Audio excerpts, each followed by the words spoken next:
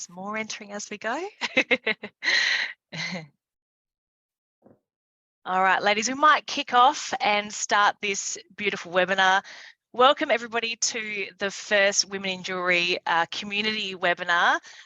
Kim Ridley and myself are really thrilled to have you all here and to sort of replicate, but also mix it up a little bit, the conversation, the panel talk that we had in Melbourne at the Jewellery Industry Fair with some of our community. So thank you all for being here. A little bit of housekeeping. If you wouldn't mind muting yourself so that we can hear all of the panelists, that would be wonderful. If you do have any questions, please put them in the chat bar and we will answer them as we go along, if I can manage two different tasks at the same time. And also this is being recorded, so we will also have it available online to view after the fact. So feel free to watch it afterwards and share it to your women friends, female friends in the Women in Jewellery community after this has concluded. So thank you all so much for coming along. Really appreciate you taking the time on a, what day is it today? Wednesday evening. I hope everybody got their kids to bed, husbands fed, whatever else you had to do today to make it here tonight. Really appreciate it. We're going to introduce our panel of guests tonight. We have the beautiful Jennifer Rowlands from Refinery Row, Katie Law from Katie Law Jewellery, Nicole Winkler from Nicole Winkler Jewellery, Tammy Kurz from Artisans Bespoke, and Shelley Batteroff from The Perfect Diamond. So welcome, ladies, and thank you so much for joining us again tonight. We had some of you involved in the panel in Melbourne, but it's fantastic to see another sort of mix of everybody together, and we can't wait to share everybody's stories. So we're going to start off with our first question for the night. And again, as I said, please feel free to ask questions as we go along in the chat bar. That would be wonderful as we sort of have a bit of an interactive panel. The first question that we're going to ask is, what advice would you have for women looking to grow either their own business or within the company that they work with? And we might start with you, Shelley. Okay, so if you're working within a business, my advice would be treat yourself like the CEO of that business and create a business within that business. And if you're working for yourself and you're looking to grow and expand, I think firstly, you need to really look at the right mentors, business coaches to give you guidance to the next step. Yep, fantastic. Yeah, mentors, great key for that too. Jennifer, what about yourself?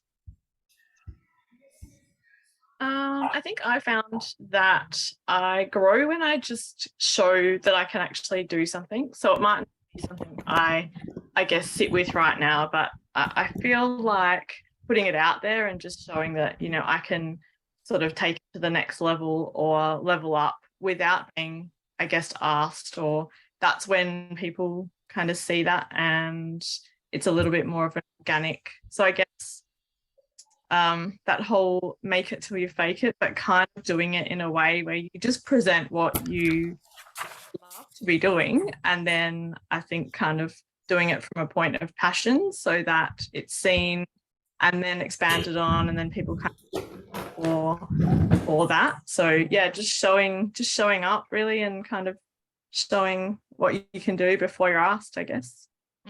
Yeah, I think that's a really good point. You're making sure that you're proving yourself constantly too, and yeah, doing maybe more than what your employer or even what you expect of your own role, which is probably a good thing to do. Katie, how about yourself?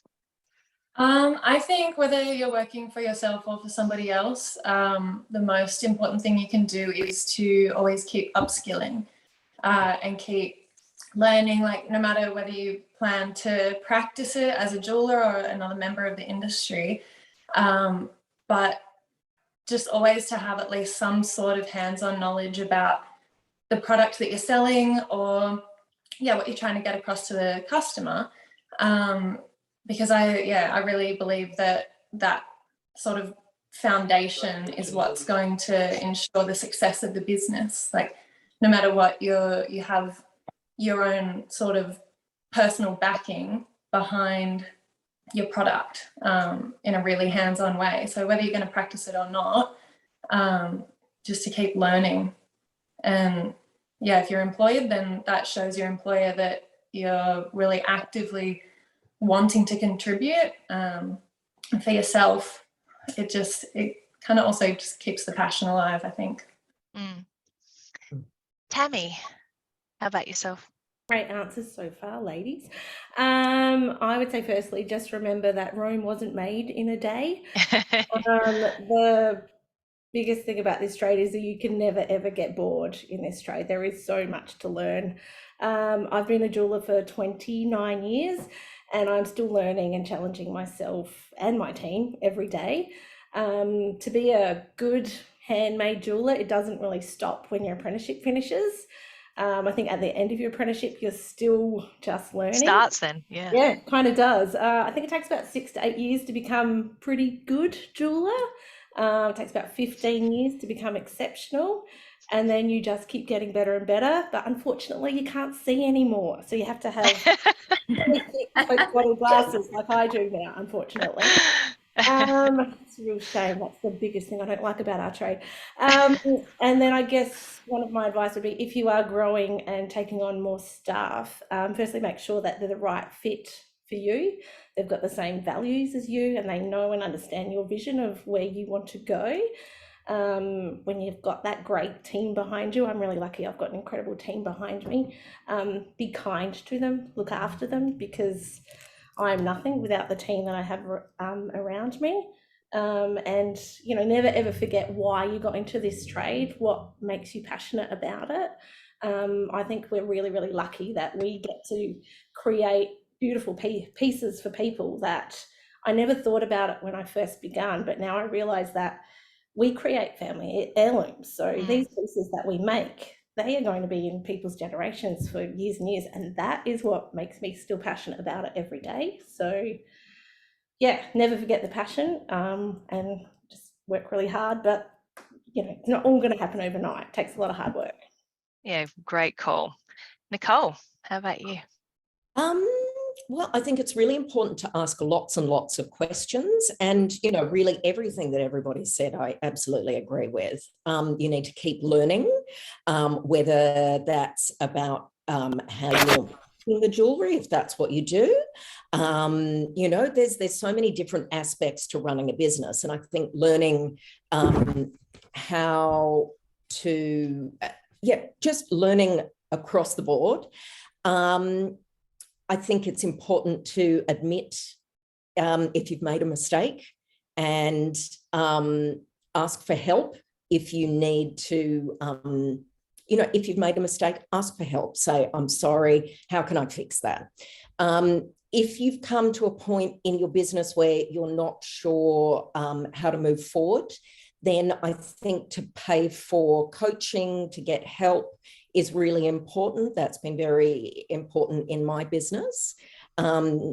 So yeah, ask questions, keep learning, and be accountable. And yes, keep the passion as well. Yep. Wonderful. Our next question is about barriers that you might have had in your career and what are the most significant ones that you may have overcome or been faced with. But before you answer that question, I'd like to backtrack a little bit and ask you to introduce a little bit more about what your career is, what your business is, who you are, what your background is, and then lead into what maybe your biggest challenge was when you have been, if you had any barriers whilst you were growing your career. So we'll head back to Shelley. What was tell us a little bit about your business, your career to date, and maybe what your biggest barrier has been so far. Okay. I am in my, I think, 14th year in jewelry. Biggest challenge, I think, for me was going from an employee to an employer and having to deal with like non-competes from my old workplace and creating my own business and kind of just growing into my own personality and business and having my own clientele and taking on new responsibilities and just learning through all these changes. I think that was really difficult at the beginning, but as you kind of go on in business, you face new challenges. And at the moment, I think one of the biggest challenges for me is letting go of control with staff, right? Like when you have your business, you're so used to being the person that's in control of everything from A to Z. And when you have staff members, you've got to really pull back and allow them to take control and make decisions and make mistakes. So That's so hard to do, isn't it? it's That's really, really hard to do. It's especially when you're very like obsessive over the small details and you're like a control freak, right? You want to make sure everything's executed to the highest level. It's difficult. Yep. Yeah, good call. And that was your biggest challenge, overcoming, people and delegating, those roles. I think the non-compete was really difficult, and letting go of control. Yeah. Jen, how about you? Explain a little bit about your career and your current business and your challenges.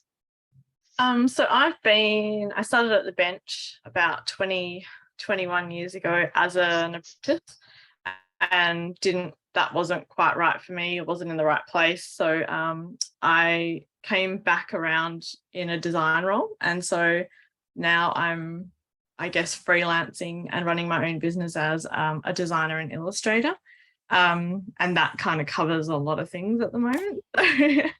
But I think my biggest barrier has kind of been me.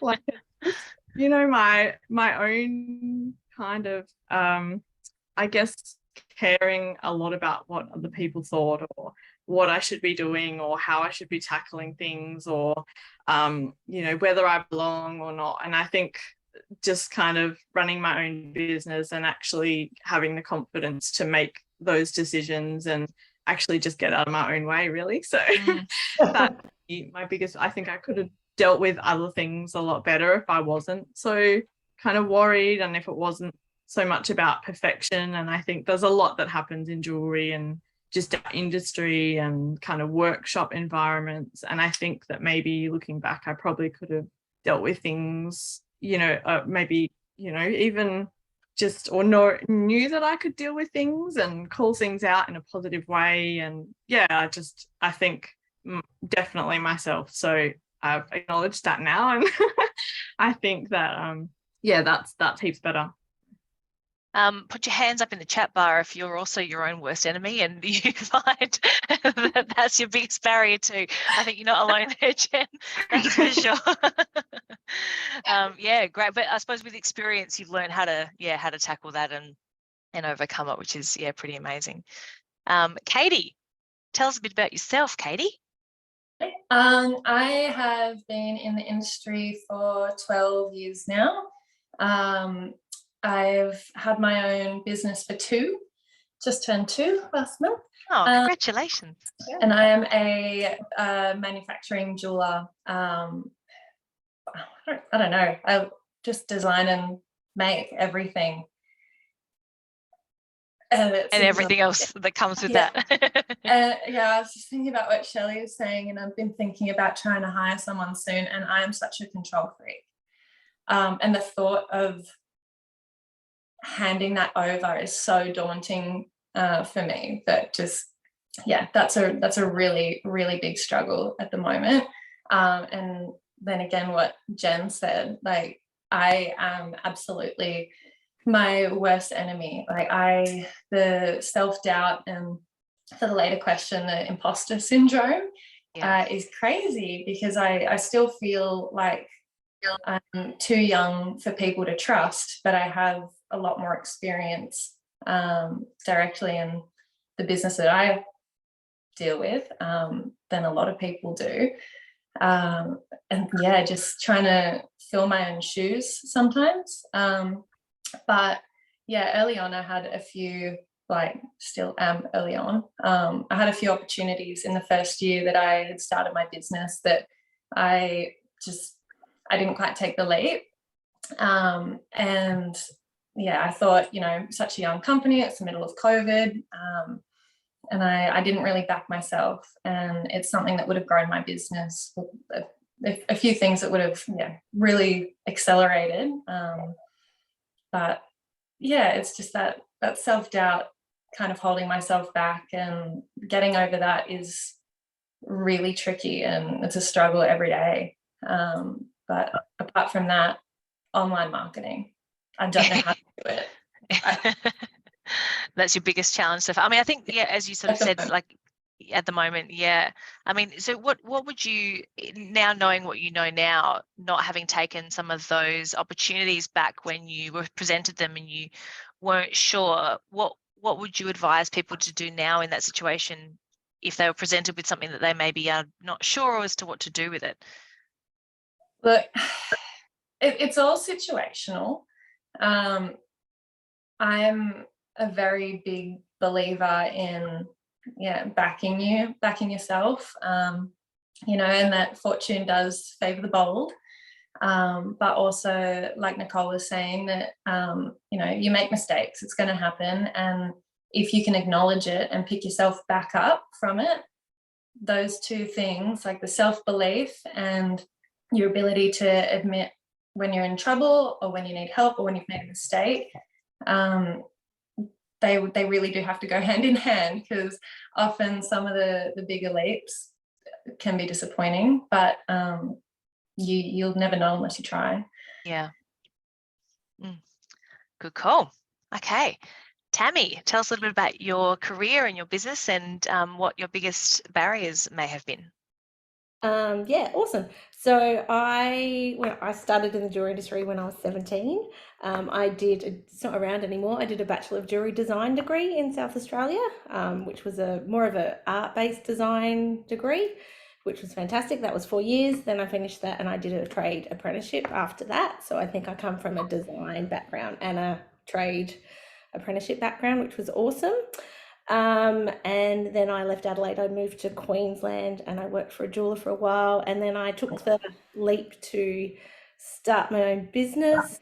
And I had a lot of negativity in the beginning. I was married to not such a great person who didn't support me or back me or think I had the ability to run my own business. And I also got told by several people that I was nowhere near a good enough jeweler to run my own business. But that was kind of the fire in my belly that I wanted to make me work even Prove them all wrong. to prove all those people wrong. So I did a lot of trade work in the beginning. I did work for about 3 clients in my garage of my little townhouse, and I did repairs. I worked till midnight.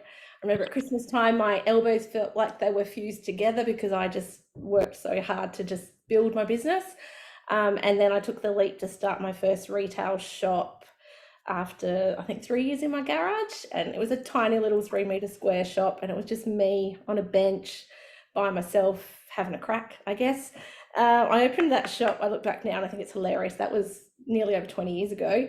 I opened that business with $20,000, which I was an idiot. What was I thinking? Who opens a jewelry shop with $20,000? But I did it. And then I think that was another barrier. Like finance was really hard for me in the beginning because it was just me starting from scratch with no financial support or backing. But I just did it bit by bit. I started with, maybe 6 stock pieces, and I kept every single cent I earned. I put back into stock, back into building it. All of our stuff is predominantly all handmade. That's something I truly believe in. So we are a hand making jewelry company. So I guess negativity was a big thing, and finance I found really, really hard.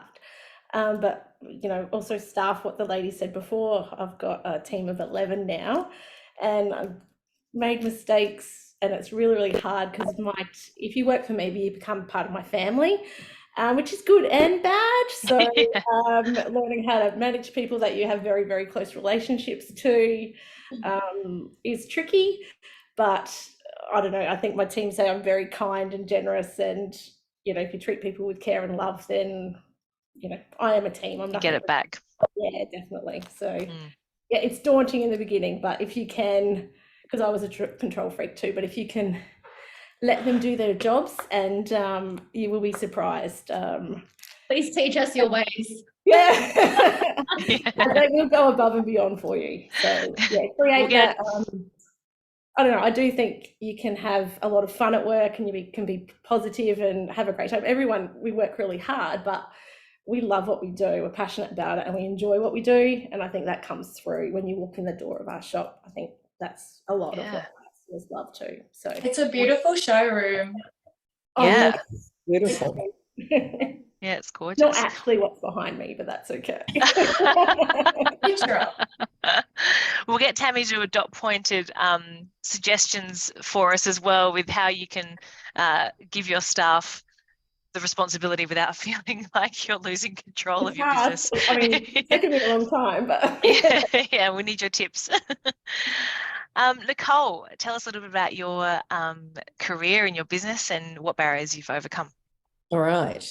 Now, am I doing something wrong with my screen here that I'm staying in a little corner in there, or? No, all good. Tap on I think the- All right. No everybody worries. sees a different thing depending on what their settings are, I think. Okay. So, yeah. So I've come from a really different kind of direction than everyone else here. I didn't start in the jewelry industry. So when I was in year 10, when work experience was still a thing, I did work experience in a jewelry workshop, and I hated it. It was like we were stuck in a little prison in the back, and it was all guys, and it was kind of a bit manky, and I was like, oh, I don't like this. And then I went to fine arts school, and then I didn't finish that. I spent 7 years at university, came out with an advanced diploma in acting. So I went to WIJ Academy and Performing Arts, became an actor. So I worked for 10 years as an actor.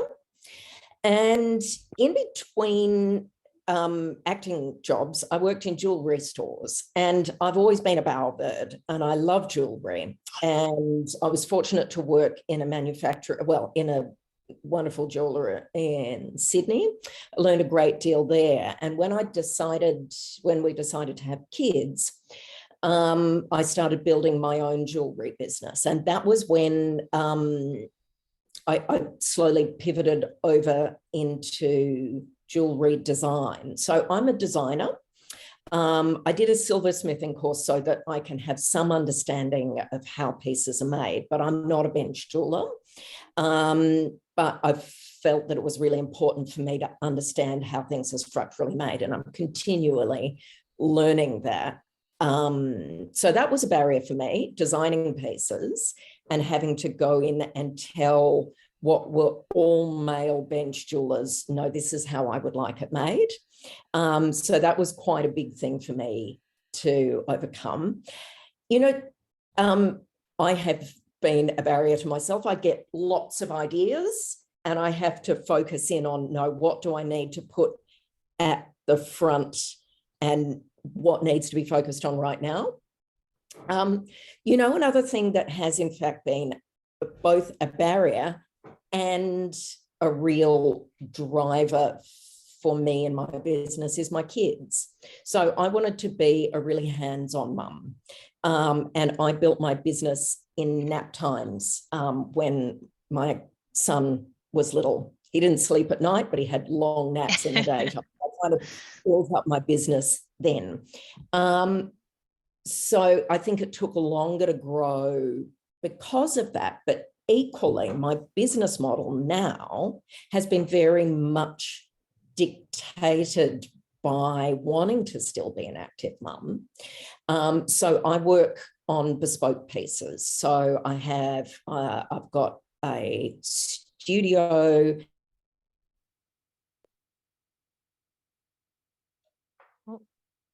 We've lost Frozen her. a little bit. Nicole, I think you may have frozen. Oh, there we go.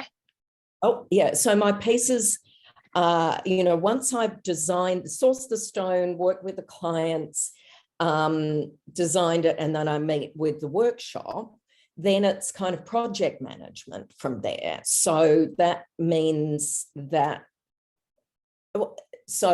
whilst my business took longer to grow because of the kids, it now means I'm able to still be a present mum. And I've built my business around that. Yeah. Yeah, brilliant. No, that's I think there's probably a lot of women maybe in the room, but definitely in the industry who started their businesses when they were pregnant or on maternity leave, and they found it was a good way of them having a bit more control over their lives whilst the chaos of having children sort of set in.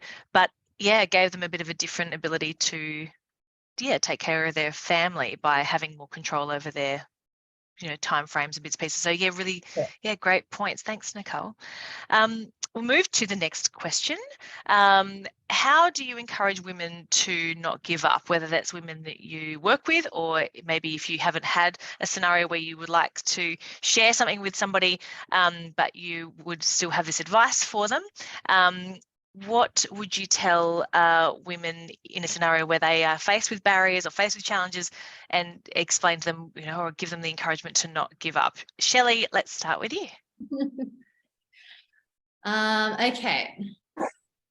I think everyone can lose their direction, motivation, and sometimes feel like they just want to give up, that they just don't have the energy, they've had too much rejection, they've failed, whatever.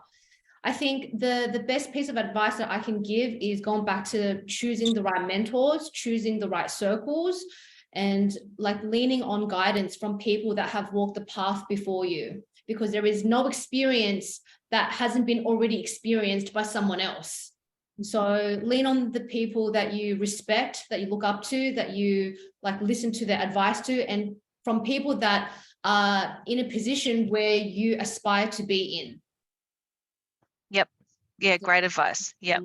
That's what I always kind of follow. And whenever I get into those ruts, I just look at my circle, look at my mentors, and look for the people, the books, the guidance, the coaches to give me the right motivation and advice.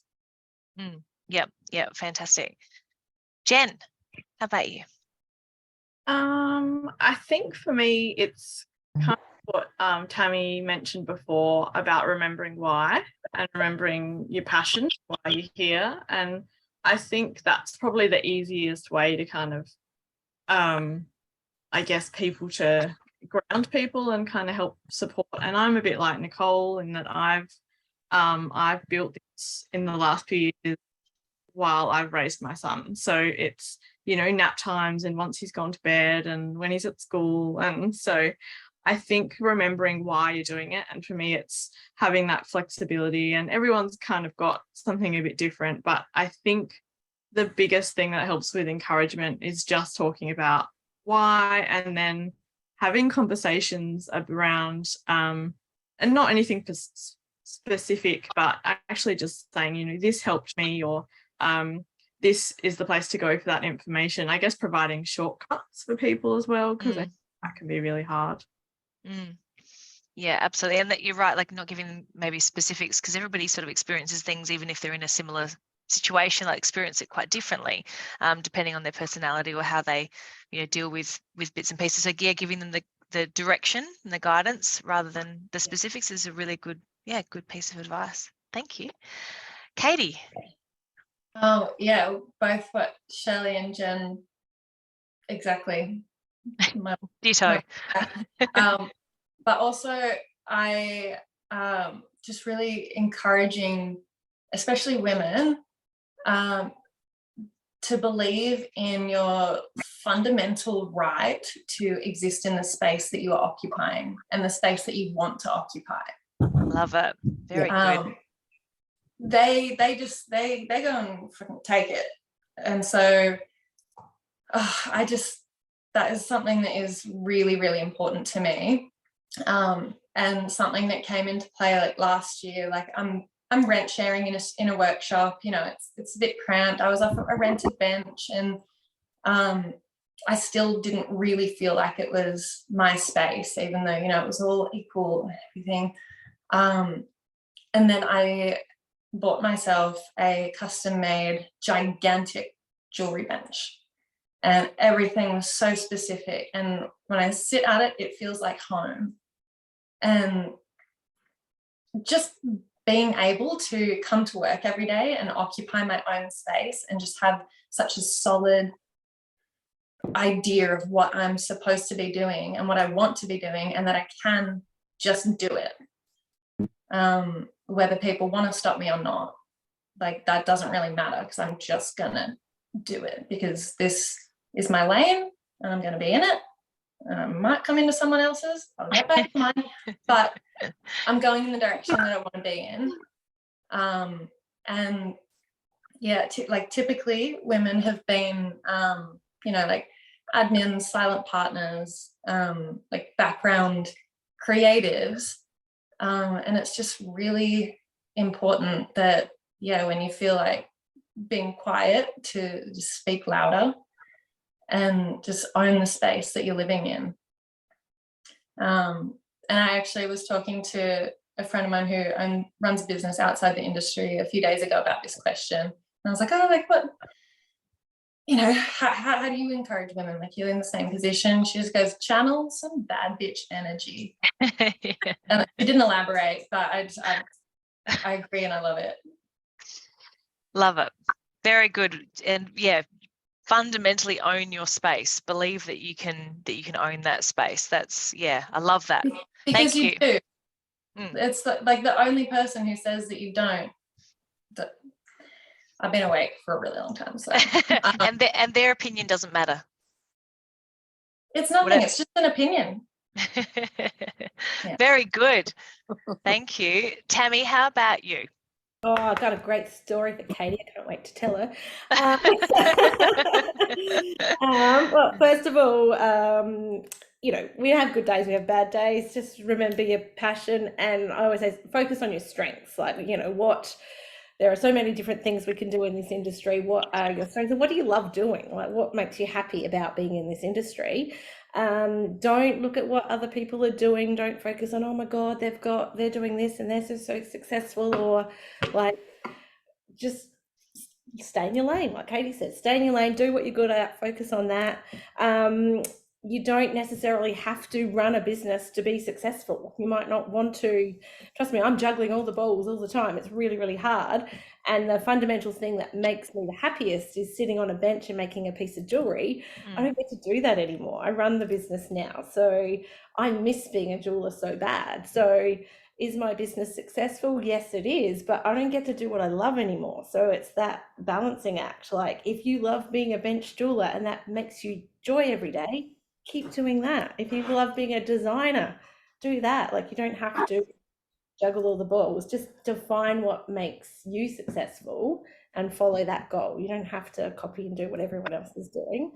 And a good story for Katie is my shop has a retail space.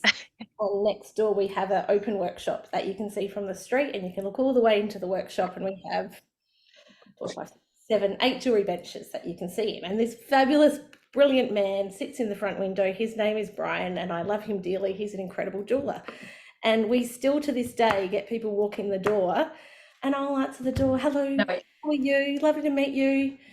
And they'll say, I would like to speak to the man jeweler. And I'm like, awesome, I've got heaps to do. Go right ahead. And Brian loves the game because he comes on out as the man jeweler and speaks to the person.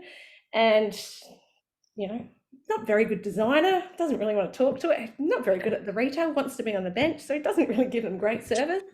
And then he goes, okay, no worries at all, I understand what you mean, and I'm just going to go get my boss, and she's going to come up here and tell you the price. And Brian's a bit older than me as well, so it's fabulous. We all love it that I get to walk back out there and go, yes, I am the boss, and I am a jeweler, and I am a designer, and this is, so it's a fun game that we do get to play, Katie, and I hope one day you get to play that game as well. There is no sweeter taste. But it is a shame that it still happens to this day, and they're always shocked that, oh, it's your business, and it is. So I still get it now after 30 years. So I'm hoping that it will change. There is now a picture of me on the wall, so the people know that.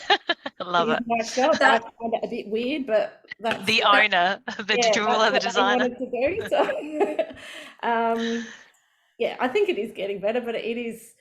Even when I meet people now in a social scene, they ask me if I have a little stall at the markets, which little stalls at the markets are completely cool and a great place to start. But it's always a funny assumption that people make. That it's a hobby though, isn't it? Isn't it? Just another hobby. Yeah. Fabulous. Very good. Very good. Nicole. All right. Ditto to what everyone said. I think that you need to, like Katie was saying, you need to remind yourself that you deserve a place at the table, and to take it, because I think that so often we're like, oh no, it's very easy, I think, for women, for us to sometimes just take a back seat, but to just go, no, I deserve a place and my work is valid and who I am is valid. And I think that's really important. A lot of the work that I do is for women. So I do a lot of like celebration pieces. And I think one of the things I enjoy in my business is, in fact, just feeding back to women. No, you deserve to have this piece. You've worked really hard in your life, whether you're working really hard in a paid job or you're working really hard as a mother or but just to sort of affirm people's worth. I think if you're having a really rough day and the wheels have fallen off, then just to go for a walk, have a glass of wine, whatever, and just come back to it the next day, because sometimes it will feel like, no, the world's falling apart. But if you take a break, walk away from it, come back, it'll feel better. And I think, as Tammy said, focusing on you and running your race, not looking at what everybody else, and not comparing what you're doing to everybody else, because I think, social media, everything always looks so shiny and fabulous, and who knows what people are doing behind the background, behind the scenes. And that idea of a rising tide lifts all boats, and we need to just be focusing on what we're doing and supporting each other, and all of the other people that we're working with in the business, like the call for everyone. Yeah. Yeah, fantastic. Thanks, Nicole. I love that. Rising tide raises all boats, whatever the actual phrase is. Very good one. And yeah, something I think we should all be living by. The next one I'm sure is probably a yes from everybody. I don't know anybody that doesn't have this problem, or many people anyway. Have you ever felt the imposter syndrome? And if you have, how did you navigate your way through it? Shelley, have you ever had imposter syndrome? Like, I'm not deserving of this. I have to honestly say it doesn't really cross my mind that I don't sit here and think, oh, I don't deserve this. It's not really something that I feel internally. But reflecting on the question, I feel like, what if we changed that doubt and that I don't deserve this into being more grateful and thankful? So instead of saying, I don't deserve this, I don't believe I can have this, whatever it is, and say, thank you for this opportunity, thank you for this business, thank you for these clients that come to me, thank you for letting me design jewelry, thank you for the hands that can draw, that can hold diamonds, that can grade diamonds, that can meet people, see people, and being grateful and thankful, instead of saying, I can't, I don't have, I don't deserve it. And also, again, like, lean on your peers. If you feel like, whether that's imposter syndrome or any other internal conflicts, lean on your peers. Talk to your neighbor and say, hey, Kim, today I felt like this, and I'm suffering from that. Can we talk for a moment and just talk it through? And you'll be, I think you'd be really surprised with how many times other people may be experiencing the same thing but not talking about it. Yeah, 100%. I love that. Yeah, have like a gratitude diary or something, or other, instead of feeling you're not worthy of it. Write down why you are, and yeah. Thank you, and I'm grateful for this day, and I'm grateful for the business and the people around me, and lean on your peers. So that's probably the two answers that I could give. Yep, excellent. Thank you, Jen. 100% for me. But I've kind of looked at it as something that's coming. Like, if I'm doing something new, or as soon as I leave my comfort zone, it's for me that feeling of, should I be doing this? Am I tackling this the right way? So I've kind of learnt to expect it, and I kind of see it in a positive way. Like, okay, this is just part of the process. And yes, I'd probably be a little bit crazy sometimes if I worked on my own and didn't question things.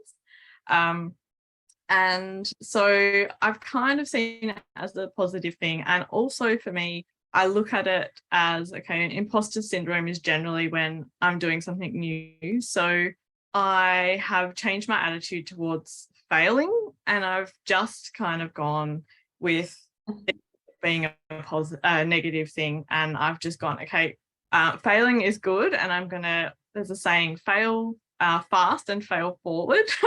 So I'm just like, oh. So it's kind of disappears or takes a back seat once I acknowledge it and go, okay, it's part of the process. I know I can do hard things and I'll get through it.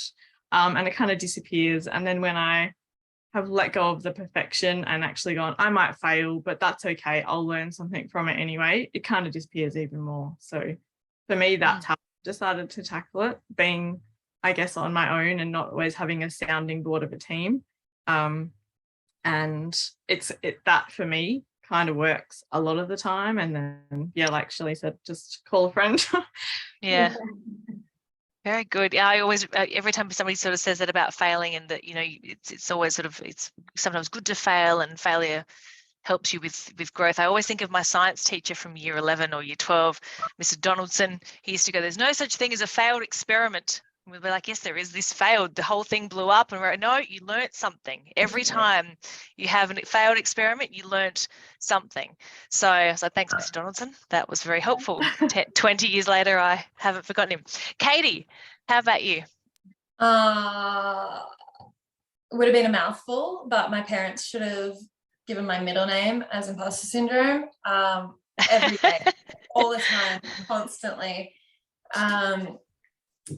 God, yeah, just, I mean, as a bespoke jeweler, I make anything. And so that often means that between similar jobs, there's like quite a stretch of time. And if I just falter for a second and go, how did I make that last time? I'm like, that's it. Why can't do this anymore. And it's so stupid, but it's so ingrained in me. But yeah, the way that two main ways that I kind of get around it. I have a box in my cupboard, and it's full of all of the firsts that I've done in my career. That's amazing. So it starts off with, I think in year 8, however old I was, we made a puzzle ring, which is just, you take a flat strip of silver and you saw pierce a pattern out. You bend it up, they fit together. Mine did not fit together. I made it 3 times, so I've got 3 of them. Hopeless at it.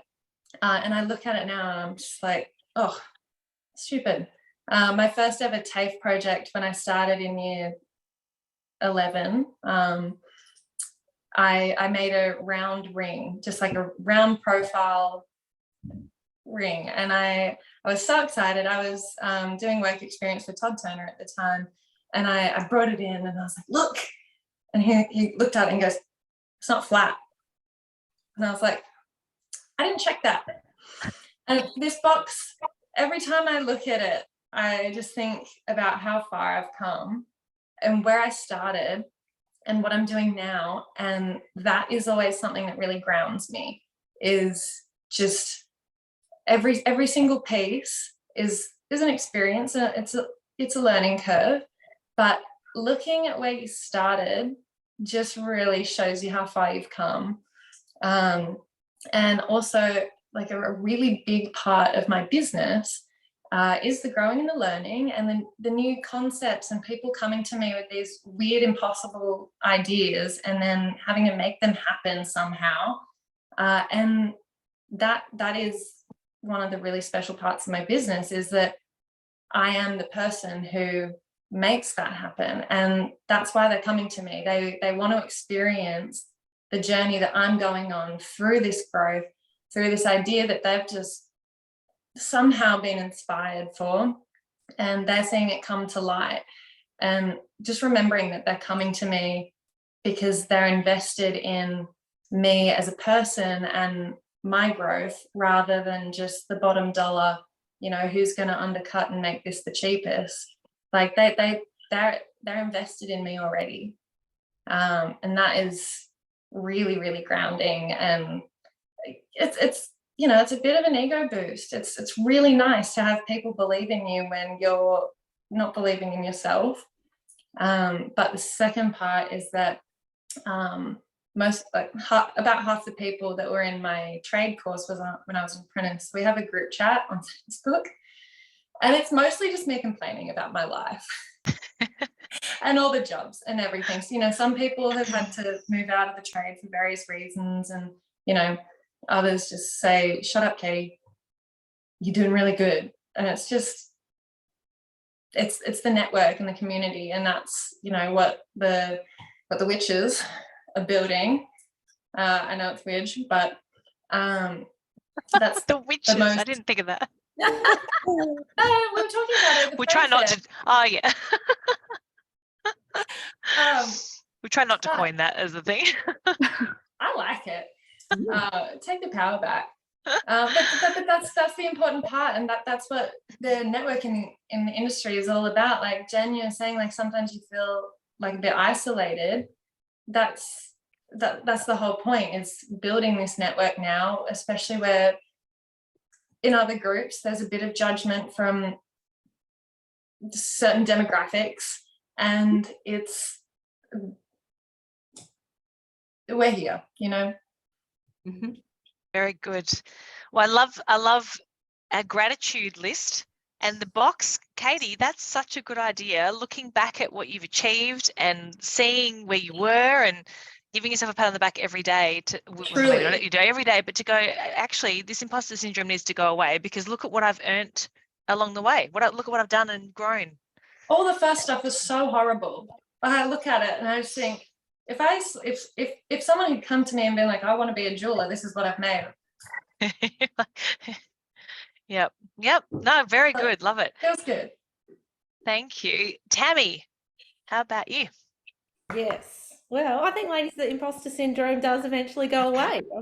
Safe to say, I think mine has maybe nearly left the building. Rear its ugly head now and again, but I do belong where I am. I've done the hard yards to get here, and I'm pretty confident I do know what I'm talking about. But where's the other jeweler? Where's the man jeweler? Well, I think that's the other cool thing. We're a team of 11, and we are predominantly female. I've got 3 chaps on my team, and the rest are girls, and only 2 are not jewelers. So yeah, Very good. the girls do run the world at Artisans Bespoke Jewelers. It's quite good. But we do love the chaps as well. They're all fabulous. But yeah, I guess in the early days, I definitely, didn't think I belonged. I worked hard to prove myself. I think I undervalued myself in quoting. And probably, even the designs that we do and the makes that we do, I think now, we do 40, 50 hour all handmade pieces, that there is such value in that. We make pieces of art. So now I'm confident to charge for that. Whereas in the beginning, I'd be like, oh, it's going to take 50 hours, but we're only going to quote. So I think, over time you do get to, understand your value and know what that's worth, and, back yourself to believe in yourself to go for that. I think now sometimes in Queensland, I'm lucky enough to do some judging for Apprentice Awards and other Queensland Jewellery Awards. And I remember a couple of years ago, I got asked, and there was 2 other chaps that were the judges, who are people that in the industry I do really look up to and respect, especially in the beginning of my career. I was like, oh my God, like one day I hope I could be as amazing as these guys. And they were coming to my shop to judge the awards, and I was so nervous. I was like, oh my God, they're coming, and I don't even know what to say, and will I know how to judge? Do I? And they sort of came in, and I kind of addressed it straight away that I was really nervous to even have them in my business, and that I respected them so much. And they kind of like turned around straight away and were like, what are you talking about? Everyone's talking about you. Like, you're amazing. And I was like, oh, okay. That was a good reality check as well. And I think also client support, like since the beginning, I've had some incredible people from my 3 meter square shop that I started in. I still have those same, I've got customers that started to come to my garage. I've still got them 20 years later, and they've supported me throughout this journey that I've been on.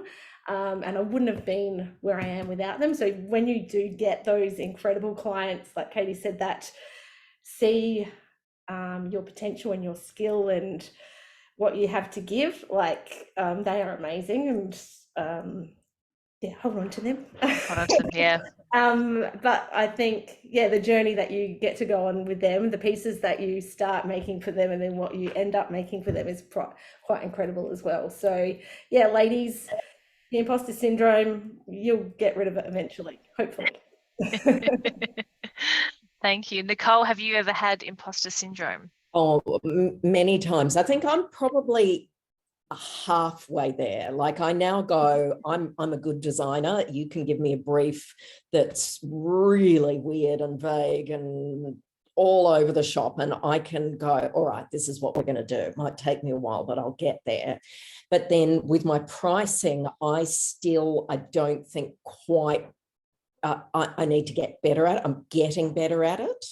I used to not actually not charge for my designing and just put a margin. And I was starting to resent it. And that was where it came into having a really good business coach who was like, why are you not charging for your design time? So, I now factor that into the pricing because it's a different kind of thing. But yeah, so no, I definitely have done and still do. And sometimes, especially when I'm working on higher ticket items, more expensive pieces, I can feel a bit like, maybe not as confident as I should be. If I'm feeling like that, actually just looking at my portfolio and going, oh, wow, now we did that big piece that was articulated and all, hundreds of sapphires and custom cut diamonds. And so I can look back on my portfolio, and then, like Katie said, like if I look back at the drawings I was doing originally, I just go, oh, I can't believe anybody actually commissioned anything from me. But, but still, I'm learning and I want to keep getting better and better and better. But still get imposter syndrome, but it is starting to go, and I want to just keep backing myself in that. Yeah. Can I just add something? Yeah. Like listening to everyone speak, at the moment, we all have something we once dreamed of. Absolutely. Absolutely. That's kind of the message that I'm hearing from everyone right now. Mm-hmm. Yeah, absolutely. Yeah. I've had, that's something I've heard people say as well, Shelley. It's a really good point. If you were to look back at yourself 10 years ago or 20 years ago, where would you want to be? And it's probably the picture of what you are in right now. And it's, you need to remind yourself of that, because it's a really good way of sort of shutting out that imposter syndrome, I think, as well, that you're not worthy of it because you've made it happen, which is phenomenal.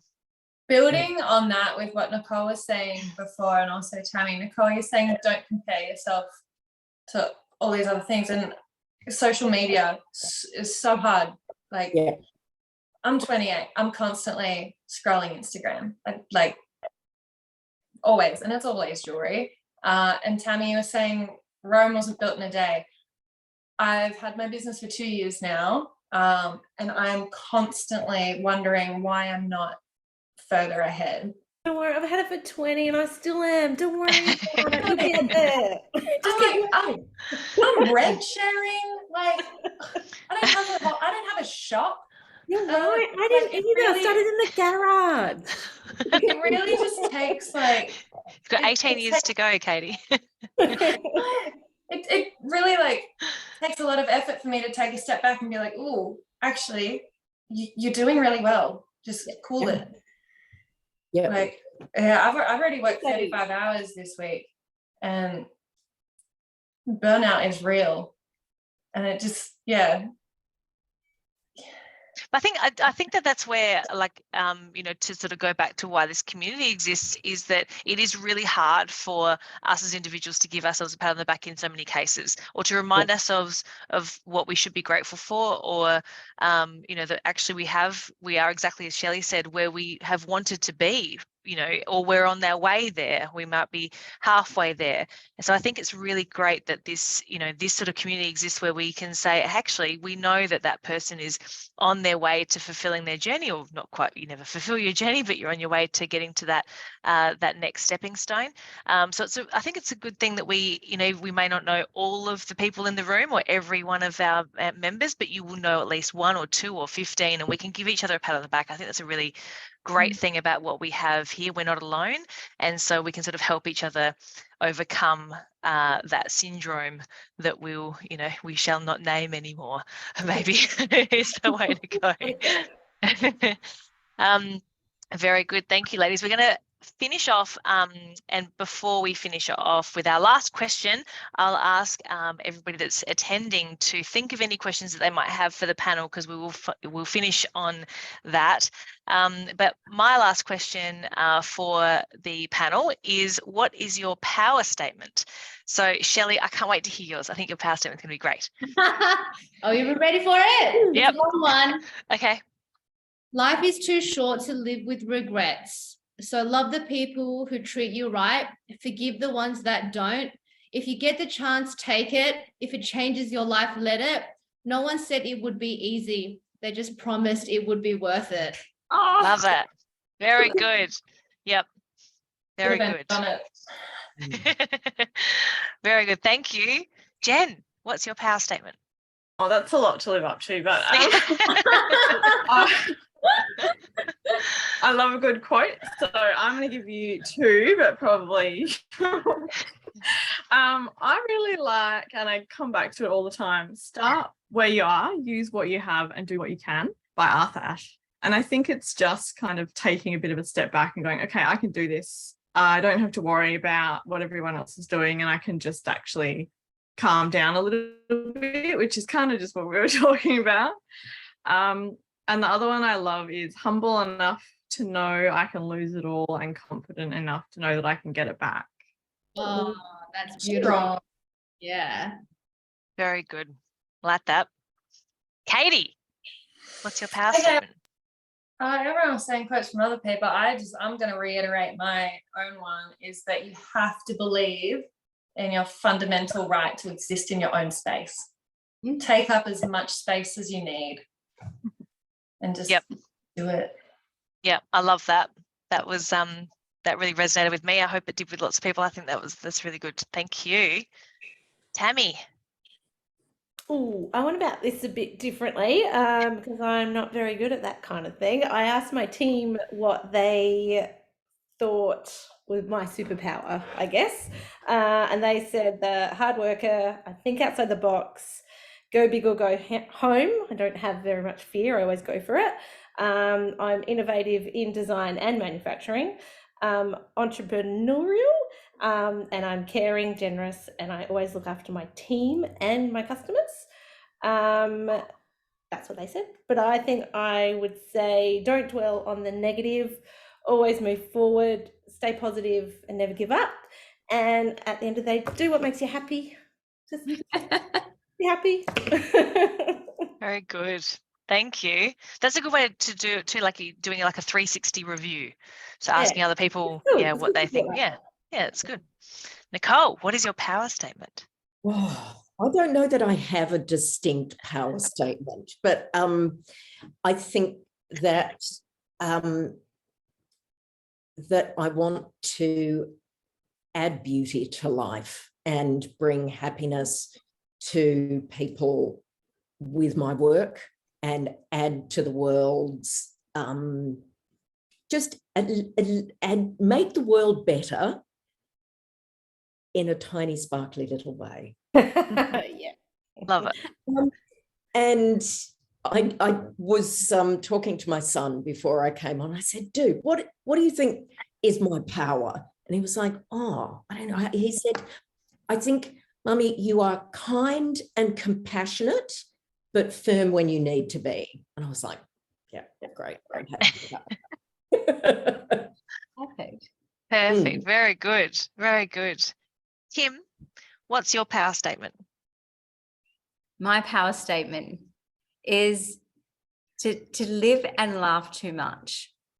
I've learnt now over the years to stand in your own two shoes and believe in who you are, embrace who's around you, and just enjoy it. Just embrace everything that you learn and you grow with. There you go. Very good. Very good. Thank you, ladies, so much for your time tonight, your inputs, for being on the panel. We're going to open up the floor now to any questions that any of our listeners might have. Please feel free to unmute yourself and ask us online, and direct your question to the whole panel or to individuals if you like, or put it in the chat box and we will call it out to the panelists. If there are no questions and you'd like to toddle off, please feel free, and thank you so much again for joining us tonight on the Women in Jewellery Community First webinar that we have had, but otherwise we will open the floor to some questions. Okay, so we've got some coming through the chat box, I think. We've got one from Shannon asking, how do you define success, which I think we talked about a little bit on at the fair, and what you define as success. Does anybody want to answer that from Shannon Cornish? Tammy? Tammy? I think you have to keep refining what you think is success. I think after 30 years in this trade, I never thought I would have got to where I am. So, you know, you've got to keep moving the goalposts. I think one of the things I'm good at is like never stay still, always keep moving, always keep trying to be better, be a better designer, be a better jeweler.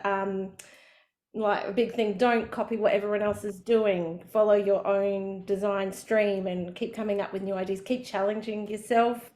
Even now we design things and we sit in the workshop, we have no idea how we're going to make them, and we've got like crazy amounts of experience in our workshop, but we love that. Like that keeps the passion going.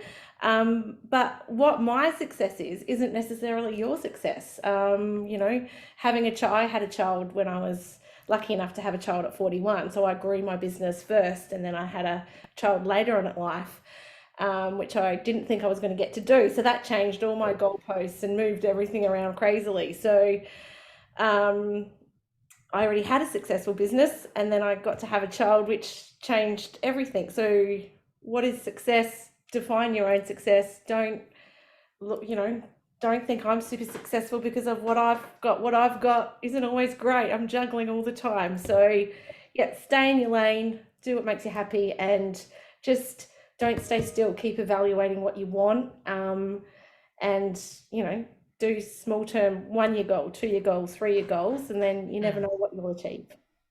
Yep, very good. Nicole, you had an answer for that question too? I think that moment when your client opens the box and their face lights up, that's success for me. And when you nail the brief and they absolutely adore the piece of jewelry that you've made for them. So that's kind of one side of success. And then for me, like I've, you know, said this in the at the industry fair as well. For me, I took on being a co-parent single mum 3 years ago, and I've supported myself and my kids through a pandemic, and we, you know, that's been success for me as well, because that was a huge fear. It's like, good Lord, what am I doing? But I'm able to do that, and that's success for me as well, and to continue to grow my business. And yeah, it's not like I don't sit back on my laurels and go, oh, well, aren't I successful now? Done now. No, I mean, I'm really constantly learning and want to keep learning. But yeah, two different parts. Yeah. Fabulous. Laura, Does anyone else want to ask that? Yeah, Shelley. Not on this topic, but there's just something that I feel like I really want to share. Yeah. Along the journey of opening my business and doing all these wonderful things, I think we should always try to, and not everyone can do it, but try to callous your mind, from David Goggins, channeling anything negative in your life, like any failures, rejection, heartbreak, any really deeply scarring experiences, and turning them into your fuel and turning them into your power. Like that's something we haven't really spoken about that, but that's something that if you train your mind to like pull that negativity and reuse it as your fuel to make you run faster, to make you push harder, to make you reach higher, do it. Like train your brain to do that, because that will get you a little further than where you were yesterday. I love that. I think that's someone mentioned that before, the negativity. I think it was Katie, with the no's, or the negativity that you were getting just made you go, no, I'm going to make that happen for me, and that just gave you the fuel to. Or was it Jen? Somebody said it. Yeah, absolutely, Shelley. Yeah, couldn't agree more. Maybe we need a whole session on how to retrain Your brain. You want to rewire your brain. Like when you're at the gym and you're pushing so hard and you can't take another step and you can't lift another kilo, I have to pull so deep in my belly to find the most horrible experience and just channel that into my energy. Yeah, fantastic. I think that's a good one to do. I have a little flip side of that. Something that I personally really, really struggle with is stress. I take on everything, and a big part of being in this industry at all is taking on the really high emotions that come with jewelry, like engagements, weddings, like Nicole said, big life events. People are putting all of their love, anxiety, any emotion that they're feeling, they're putting it on you. And just being able to manage that. I still haven't found a great solution personally, but several years ago, I had such a nasty experience with someone who was actually the mother of a client, who very unexpectedly came at me with such a personal attack that I got so stressed that it actually triggered a chronic illness in me. So that particular event, while I was predisposed to it, was the trigger point for something that affects me for the rest of my life, basically, which directly affects my ability to use my hands. Terrible for a jeweler. And just being able to take criticisms and manage stress is something that is so important, but I feel like not a lot of people talk about. Like when people say that, how do you manage stress? And, someone says, I take an hour for myself and I have lunch in the park, or I go for a walk on the beach. But it has to be so much more than that.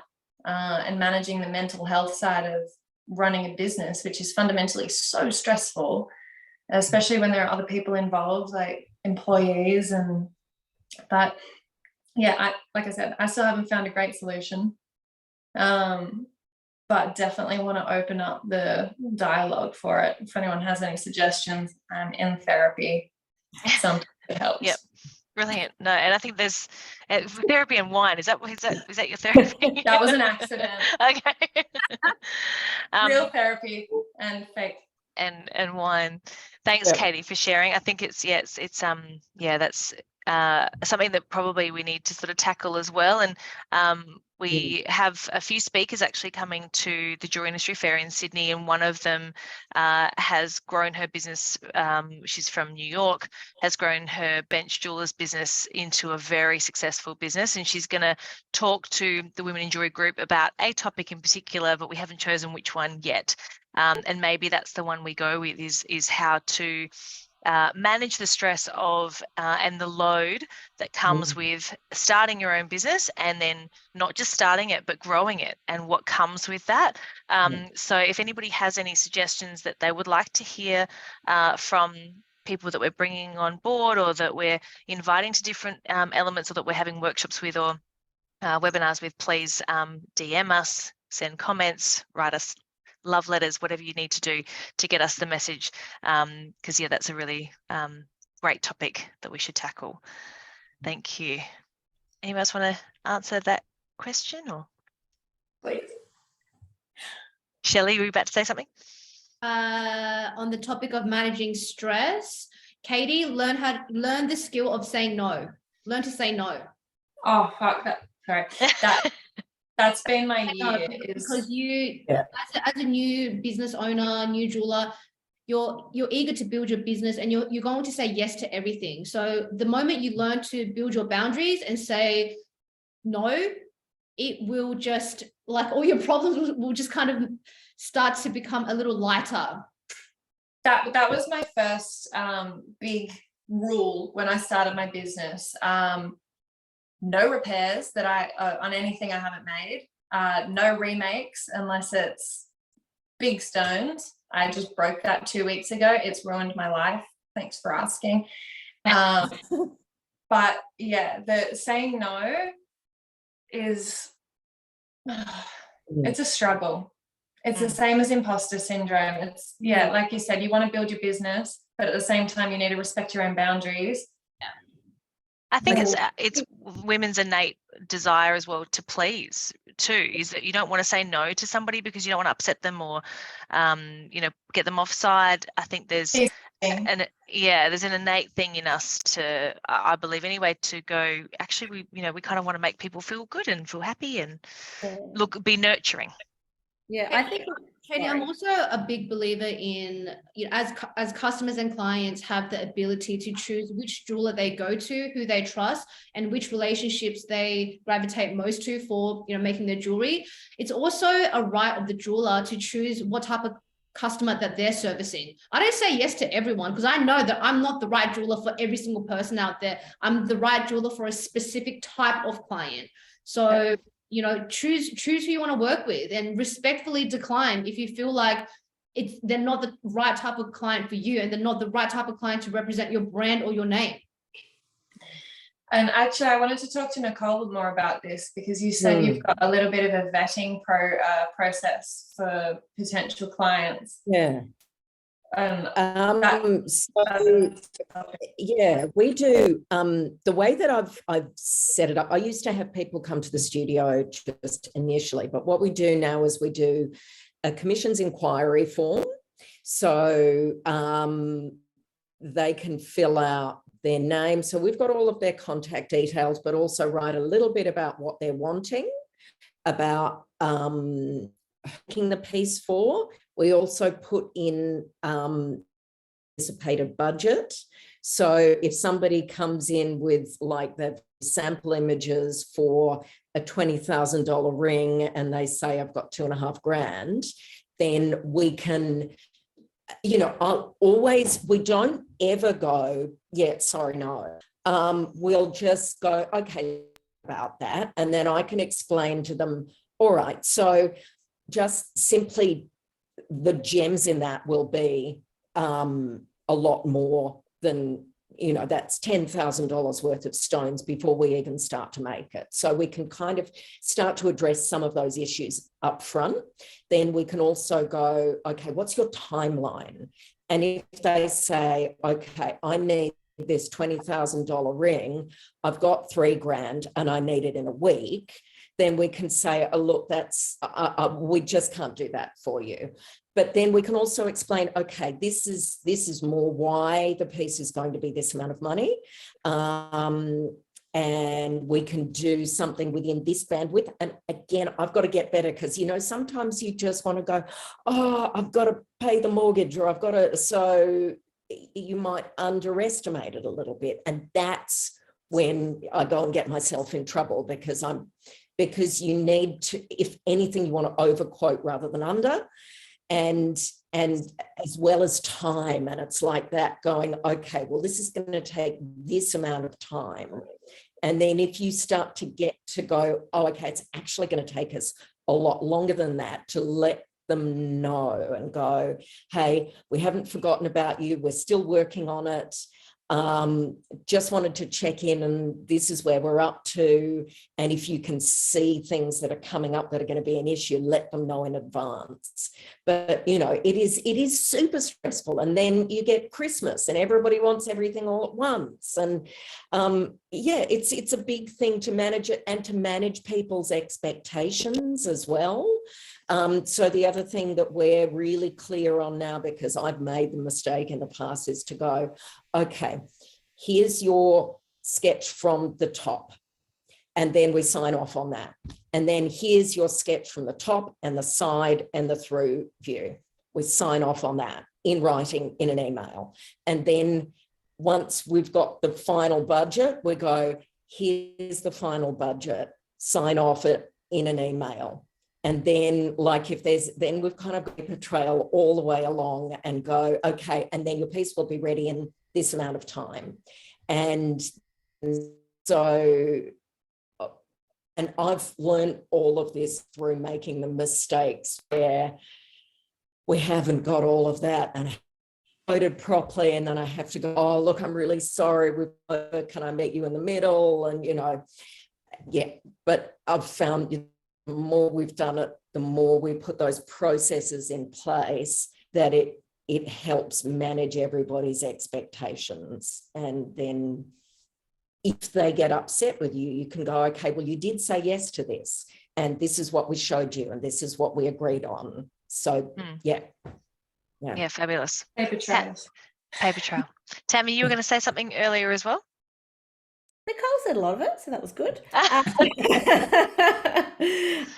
Yeah, we do a similar brief. So we get our clients to go online and fill out a brief beforehand. So number one, it saves time. So if you walk into the shop and you want a blue sapphire, I've got to go and get you blue sapphires to get you. But if they fill in the brief, the first time they enter the shop, we're all ready to go. And, you know, we've got their budget, we know what they want. So if you can get a brief set up on your links, like I've got someone that does that for me, so I'm very lucky. Sorry, Katie, I don't know how to do it myself. No, I actually have a little form on my website. That is my custom inquiry form. People just ignore it constantly. Yeah, so maybe you've got to just be a bit firmer that unless you fill out that form, I can't really help you because I need, you know, because it is going to save you time and them time. I think, especially for a custom make, if you're coming into the shop for a custom make and I'm going to get you, you know, several stones to show you on App Pro and all that, I've got to organise all that. So you're going to come into the shop to see me, I don't have it, and you're going to come back. So I'm wasting your time, you're wasting my time. So it kind of does cut out that. You just got to probably be a little bit further on that, which is and I often find people really lowball me with their initial budget anyway, and so I have been thinking about charging for secondary appointments, but just figuring out the wording and how to. We also have on our website price points, so we tell people how much solitaire of this range is, how much is this of this range, so we kind of give them ranges, so then once again that's not wasting your time and their time. And you know, simple thing, the price of gold, like it's a ring's $1,000, like if you've only got 2,000, I can't hand make you anything. So you know, just, and I guess because we predominantly do handmake, you just got to be really upfront. For a handmade ring, I've got to start at this price, there's nothing I can do about it. My jewelers are, you know, this much per hour, gold is this much, like I'm not working. So one of the most helpful things that I have done, like next to my custom form on my website, it says in bold and italics, because I had to change it a few times, custom engagement rings start at a minimum of $5,000, and then depending on what you want, and if you want to spend less, then there's stuff in the ready to ship section, you know. But yeah, I still find so many people just ignore it completely.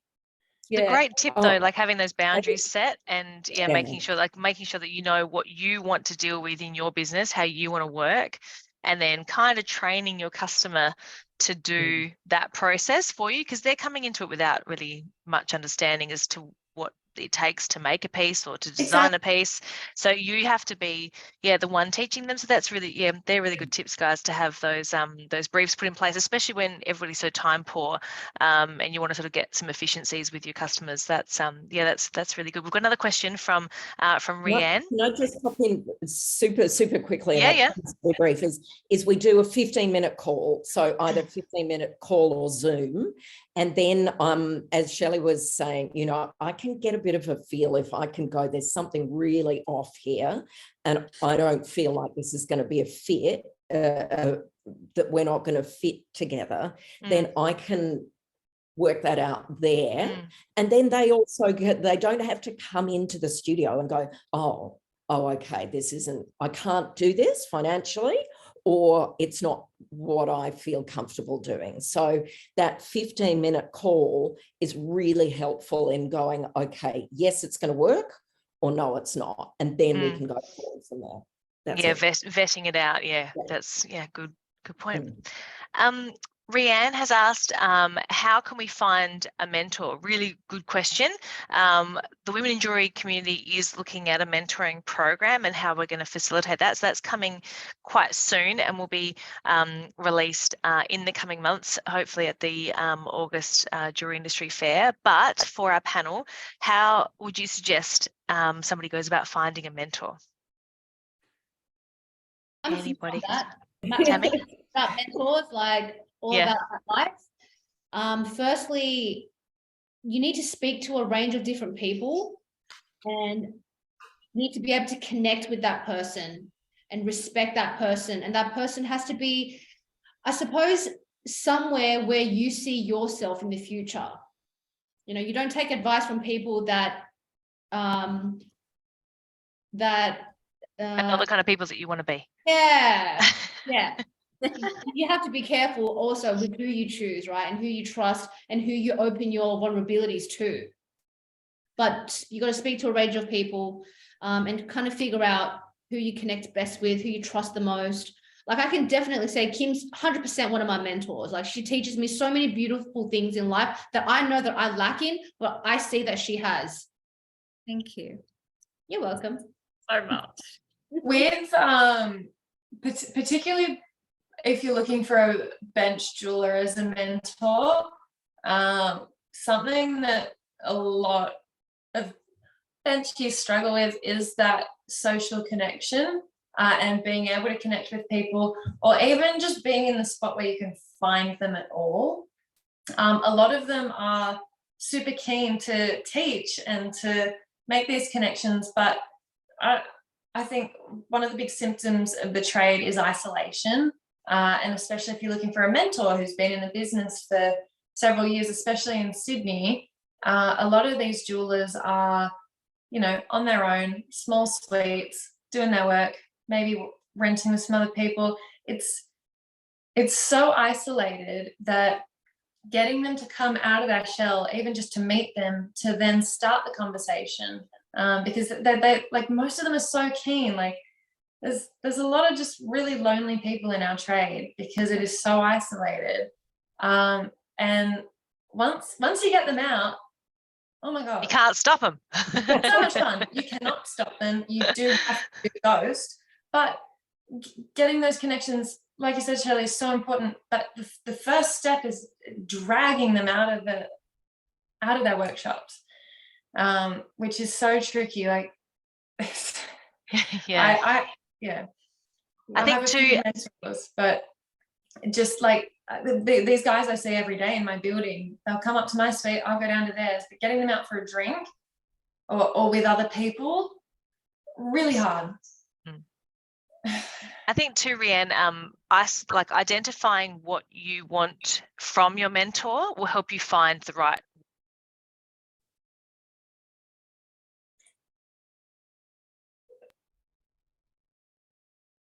Can't hear you. Working now? Yeah. Perfect.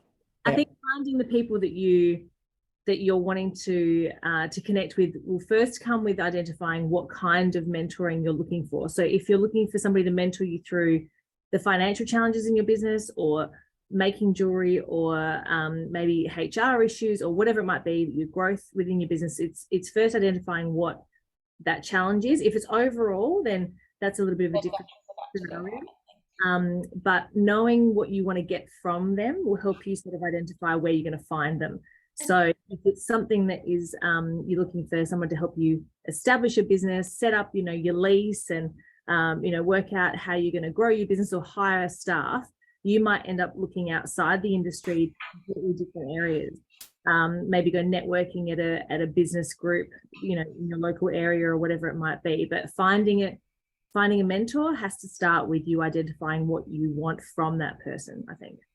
And it's also not just about business. Like sometimes you need a mentor in other areas in life. not just in business. So keep your options kind of open, and don't just think about business, but think about the other areas that you might need some help in or some coaching in. Stress management. Yeah, stress management, exactly. Yes, sorry. Yeah, we also obviously have said we've got a really large workshop, and I've got a lot of really experienced doulas that work in our team. So our shop is an open door to any young doulas starting out. Especially all my benches are full. Everyone's always asking me for an apprenticeship, but I got no room.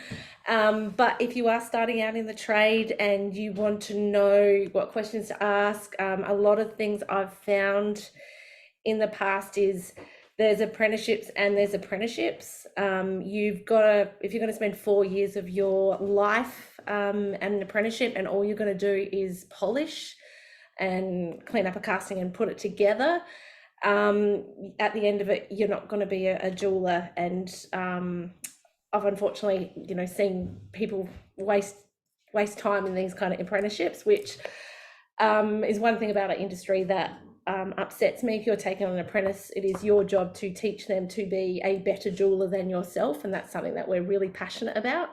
So yeah, our door's open. Anyone that's starting out in the trade is more than welcome to come in, talk to me or talk to anyone in our team. We'll always help when we can and advise where we think is a good fit. Mentoring, I'm also happy to mentor. I'm very time poor, but if I can give, I will give. Yeah. Wonderful. Hope that answered your question. If anybody else has any questions, please ask them now. Forever hold your peace. No, we always have the Facebook group open, and you can ask questions constantly. So put them in the chat or whatever else. But ladies, to sort of wrap up for tonight, thank you all so much for your time. We really appreciate your pearls of wisdom, your experiences, your honest and genuine answers to all these questions. So thank you so much for your time again, and we will see you at the next event or the next webinar or online on Facebook, somewhere around the traps. But yeah, really appreciate it, and thank you to everybody for coming along. Thank you. It was awesome. Thanks, you guys.